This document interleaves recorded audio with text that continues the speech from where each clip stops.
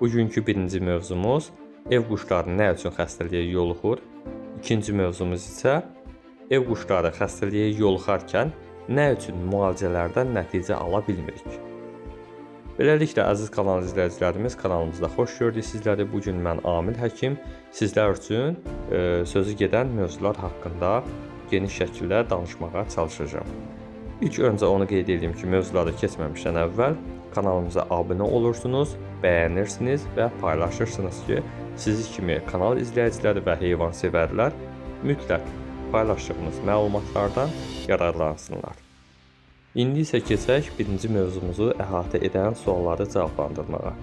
Deməli, ev quşları nə üçün tez-tez xəstəliyə yoluxurlar? Xəstəliyə yoluxmağın bir neçə səbəbi var.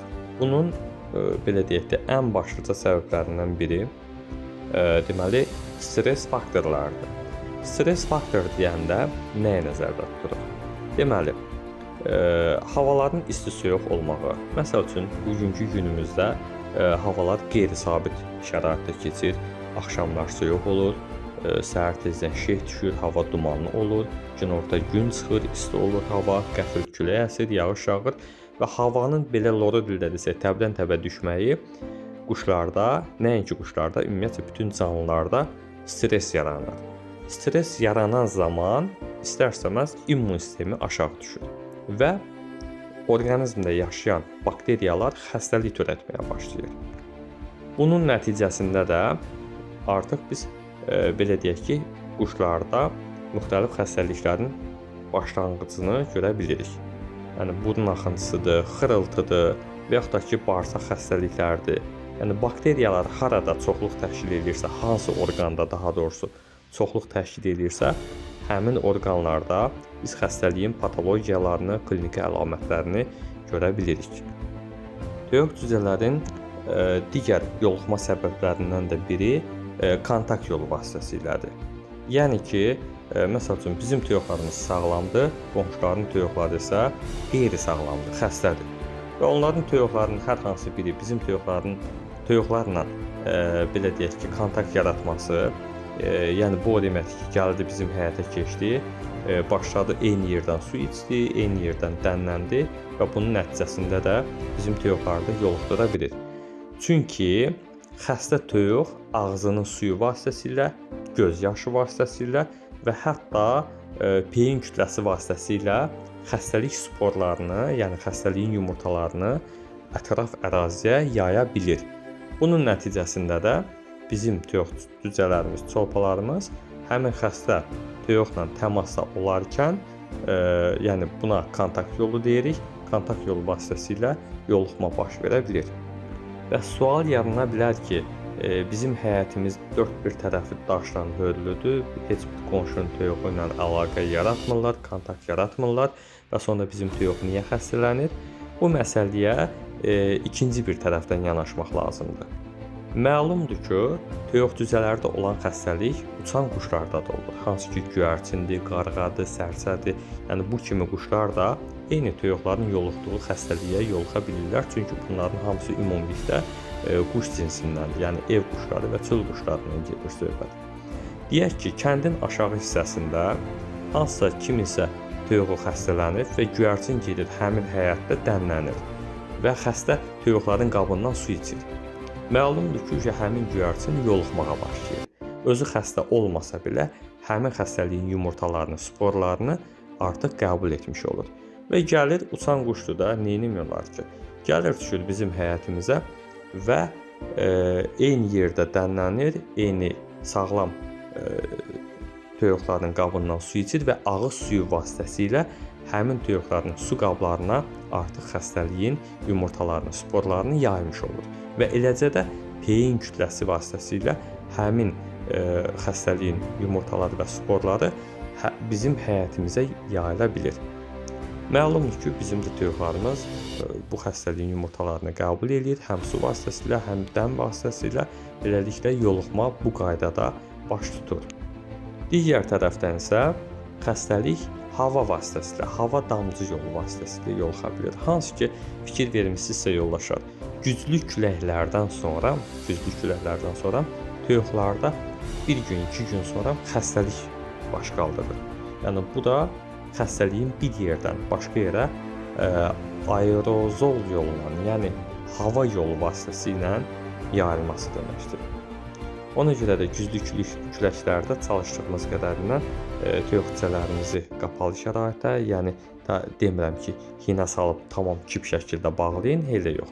Sadəcə qapalı şəraitə salmaqla, yəni külək vurmasın onları, yəni bu nisbətən də olsa xəstəliyə yoluxmanın qarşısını almış olur. Beləliklə yoldaşlar, birinci mövzu haqqında azdan-çoxdan məlumat topladıq. İndi isə keçək ikinci mövzuya ki, hansı ki, nə üçün xəstə toyuq cücələrimiz, xəstə quşlarımız, belə deyək ki, xəstəlikdən tam sağalmırlar və yaxud da ki, sağalırlarsa da təkrar bir də xəstələnirlər. Deməli yoldaşlar, xəstəliyi iki qruplara bölmək olar. Var bakterioloji xəstəlik, var virusoloji xəstəlik. Bakterioloji xəstəliklər, loda dildə desək, bu soyuqluqla bağlı, hava dəyişənliyi ilə bağlı, isti soyuğa düşməklə bağlı olan bir məsələdir.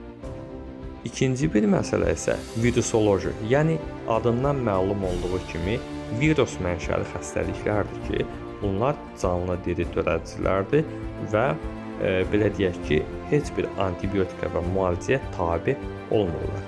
Virusla bakteriyanın fərqi buna ibarətdir ki, bakteriya antibiotiklərə həssas olurlar, yəni antibiotiklərə cavab verirlər və xəstə toyuq cücələrinin sağalması baş tutur.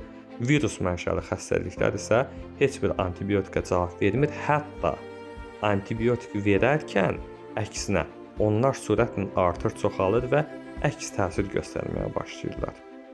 Loda dildə bir məsələni başa salım. İndi sizə aydın olacaq ki, mən nə demək istəyirəm. Tutaq ki, mənim toyuqlarım xəstələnibdir və mən müalicə edirəm.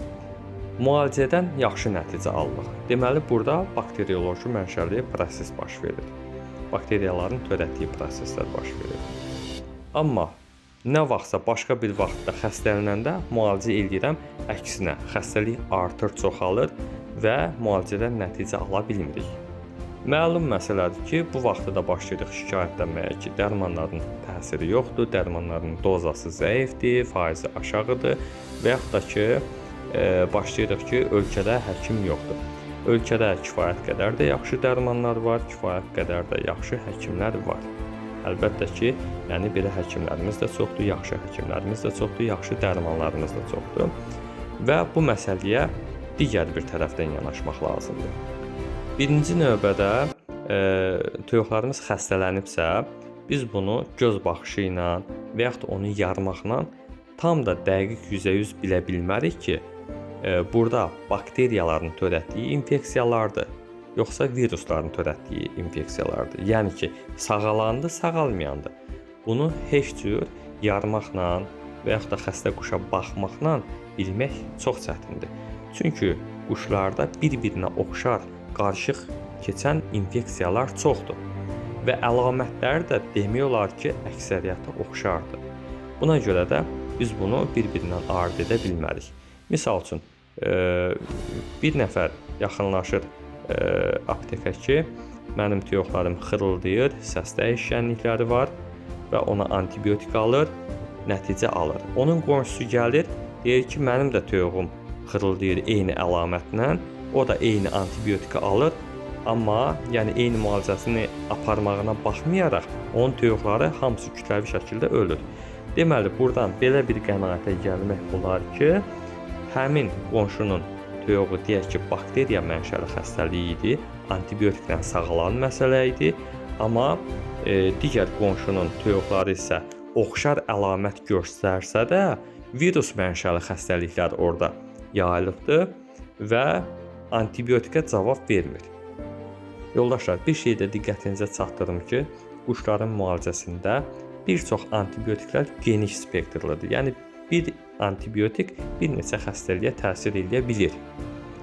Və bunu nəzərə alaraq fikirləşmək lazımdır ki, biz əgər antibiotik veririksə cücəmizə, antibiotik deyərkən hansı ki sizin bildiyiniz, yəni el arasında xolariya dərmanıdır, Bravectoldur, yəni ki, oksitetasklindir və yaxud da ki, hansı ki Simes deyirsiniz, qarışıq dərmanlardır. Yəni bunlar bir çox xəstəliklərə effekt verir. Amma bu dərmanlardan cücələriniz, toyuqlarınız sağalmırsa, xüsusən tənəffüs yolu xəstəlikləri, hansı ki xırıltıdır, qıxıltıdır, toyuq ağzını açır, yumur, gözləri köpüklənir və yaxud başı şişir, başı qaralır, yaşıl ishal, yəni bu kimi əlamətlərdən toyuqlarınız kütləvi şəkildə ölürsə, deməli bu xəstəliyin kökündə virus mənşəli xəstəliklər dayanır. Yəni bunlar, bu xəstəliklər antibiotiklə düzələn xəstəliklər deyil. Kitab nəzəriyyəyə yazır ki, belə xəstəliklərin müalicəsi yalnız və yalnız immun sistemini gücləndirməkdən ibarətdir. Çünki viruslar bakteriyalarla birləşir və xəstəliyin ağırlaşmağına səbəb olur. Biz buna görə immun sistemini həmişə gücləndirməliyik, immun sistemini gücləndirən dərman preparatlarından istifadə etməliyik, dezinfeksiya tədbirlərindən istifadə etməliyik ki, nisbətən xəstəliyin qarşısını alaq və mütləq şərtdir ki, xəstə toyuqlar sağlam toyuqlardan yanından çıxarılsın, yəni təcrid olunsun.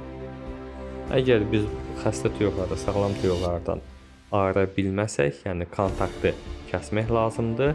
Ayıra bilməsək, xəstəliyin daha da çoxalmasına, daha da şiddətlə yayılmasına səbəb olacaqdır.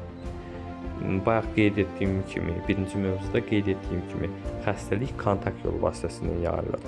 Təsəvvür edin ki, bir dənə qripli insan bir otaqdadır və yanında da 5-6 nəfər insan var. Eyni otaqda yaşadığı şəraitdə hava yolu vasitəsilə digər şəxslərdə də qrip yaya bilir.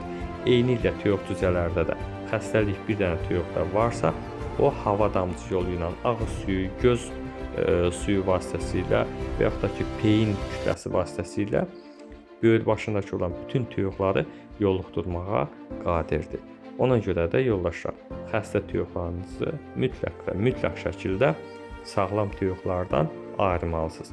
Dezinfeksiya tədbirləri aparmalısınız, immun sistemini gücləndirən dərmanlardan istifadə etməlisiniz və antibiotiklər verməlisiniz.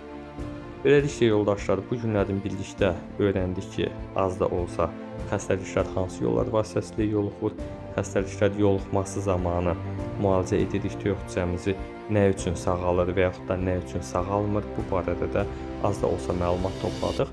İnşallah ki, gələcəkdəki mövzularda bu mövzuya bir də qayıdacağıq, bir də bu məlumatlar haqqında daha geniş şəkildə danışmağa çalışacağım.